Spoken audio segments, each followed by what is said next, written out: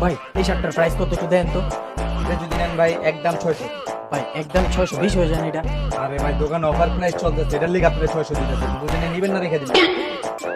ভাই সেটা তো সুন্দর দেখি, এটার দাম কত? এইটা আপু আপনি যদি নেন এটা আপনার জন্য আপু একদম 1200 টাকা। ভাই এই শার্টের দাম 1200, আপনি না 600 টাকা বলেন। আরে ভাই চুপ থাকেন, এই ব্যবসা কেমনে করতে যায়? ভাই আমি এটা একদম 300 টাকা দিচ্ছি। না আপু 300 হবে না, এটা যদি আপনি নেন একদম আপু 1000 টাকা। না ভাই 1000 টাকা অনেক দাম, এখন 500 টাকা দিন। না আপু কি দাম বলতেছেন? আচ্ছা আপনি যেহেতু বলতেছেন আপনার জন্য 800 টাকা রাখবেন। আচ্ছা আপনারও না আমারও না, 500 টাকা দিন। না আপু লস হয়ে জায়গা, আপনি যদি নেন একদম 700 মানে রেখে দিবেন। না ভাই তাহলে 600 টাকা দিন। আচ্ছা ঠিক আছে দেন 600। এই নেন আপু। ভাই এটা কি দেয়?